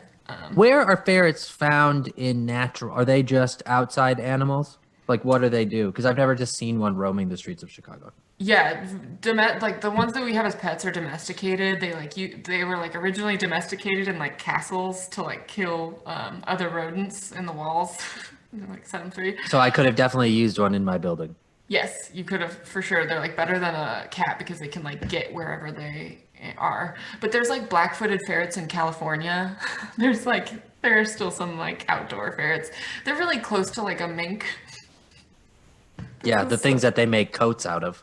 This is so stupid, but like in the depths of like my COVID sadness, and like my dad was really sick, and I was like struggling with everything, and I'm just reading the news, and I don't know if you read that news, but they like killed like 7 million minks in like the Netherlands or somewhere in Europe because, and it was when I read the article, it was like it was phrased something about like in the next 24 hours, 7 million minks will be killed, and I knew it was like happening right then. It like broke me down. Why did they kill them? I couldn't deal with this because they had yeah, they just were like gross. These things are like weird. They had COVID. There was like a new strain of COVID that was showing up in the minks, and they were worried about it, and they had like shown that it had transferred back to people, and they were worried that it was going to like the biggest deal with it was that it might not work with all of the vaccine progress that we have come to. They were like, now this new strain might F it up.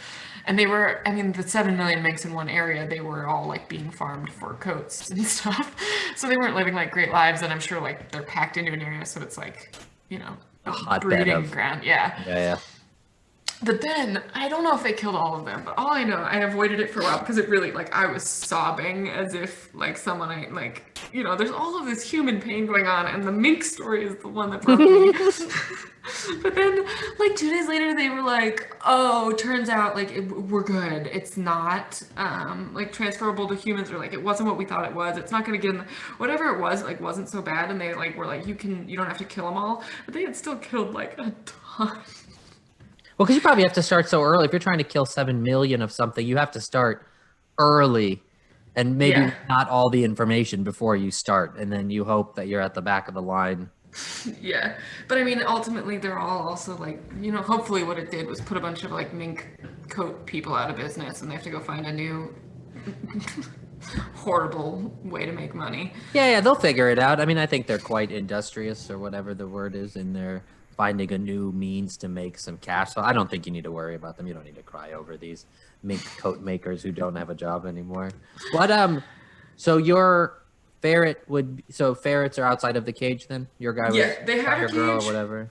They had a cage, but mostly they just like lived in my room, and they could like go in their cage, but it was usually just open, and they would this is what I will tell you is they are a notoriously stinky animal, and that is true. I could have told you that, and I've never been near one, or I could have guessed it, not told you that. It's pretty accurate, and that's something that I lived with as a weird kid that like just like had ferrets in her room, and was like, I think one time a kid in middle school told me that I smelled like ferrets, and I don't think he knew I had ferrets.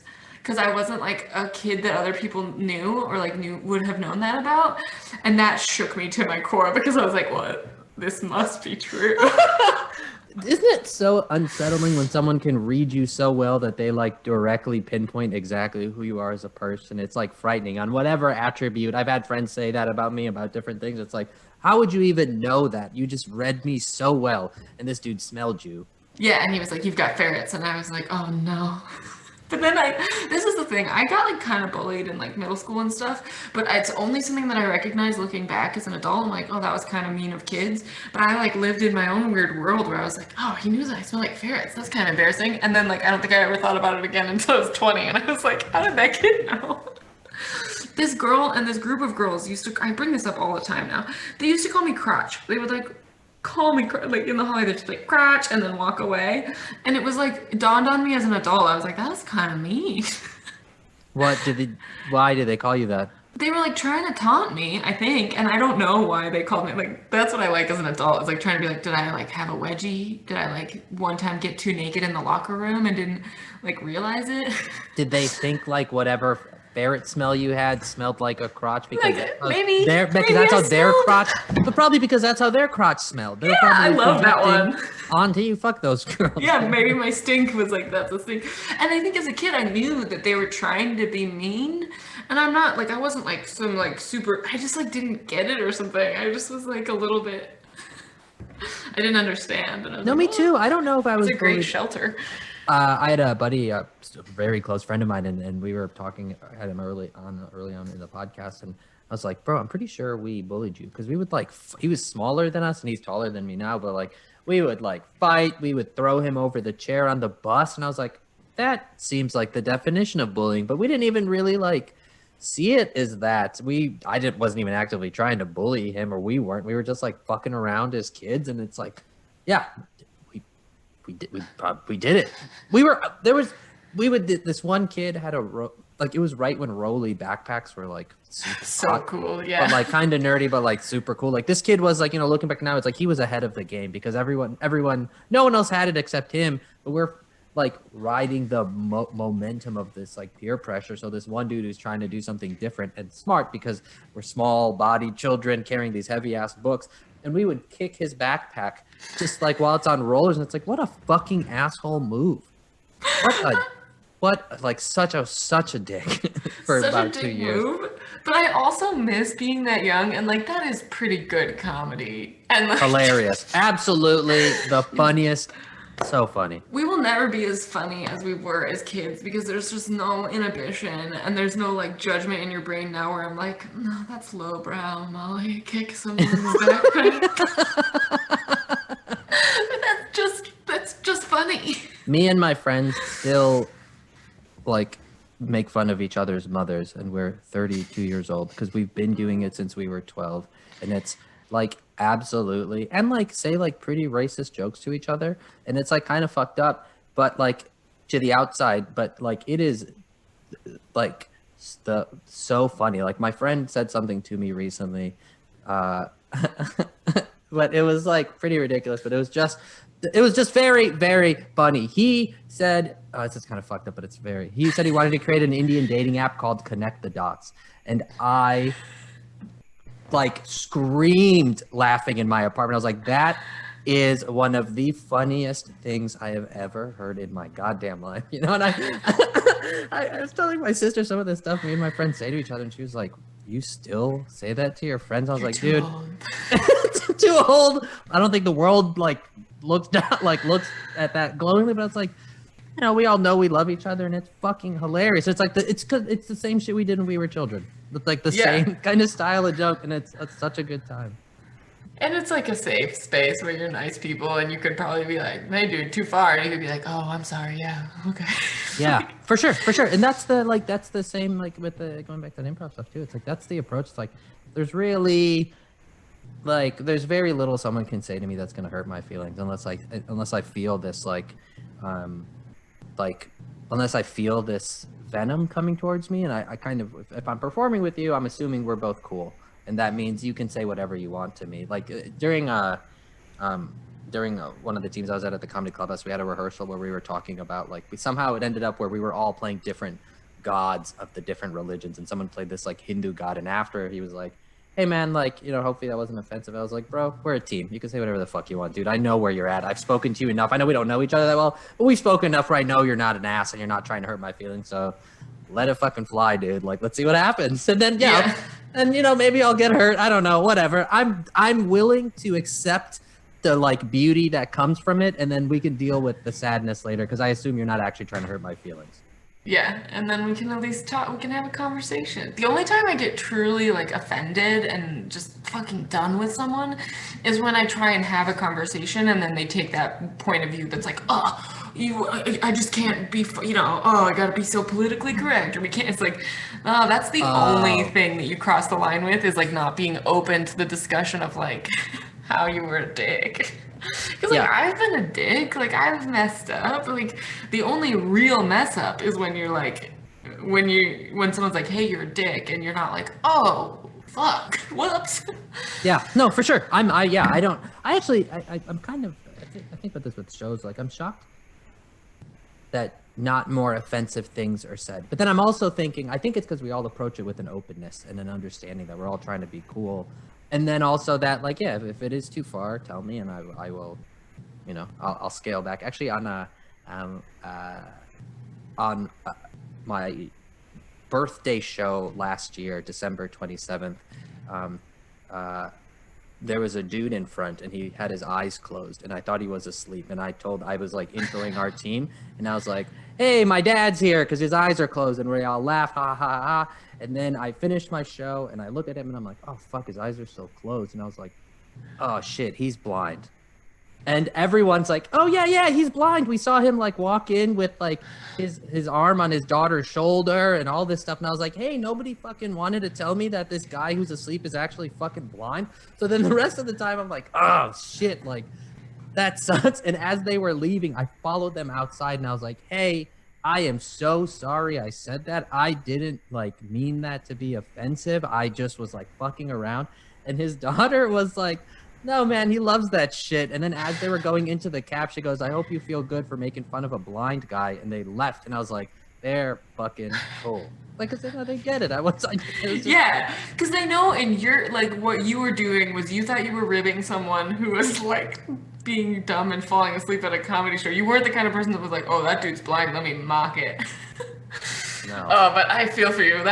My heart hurts. Because it was one of the things where it's like, oh, everybody knew this. Everyone saw him walk in blind, but I didn't. What was I doing when everyone else watched this fucking? And he was a big dude, so it's not like he was easy to miss. And he sat his ass in the front. But they were so cool. They took it, and it was like, yeah, that's really, you know, and, you know, it's hard to know what people's intentions are, I guess. So like, credit to them. To know that people were cool. Because like this was years ago, but I was on a date with this woman and this guy comes up and she's sitting on my left and he sits next to her and he starts just like naming Indian foods. And I was like, this isn't fun. This is weird. Like, I know what you're doing here. I don't want to talk to you anymore. And so it's like, I don't, but I've also had this. I was in a cab.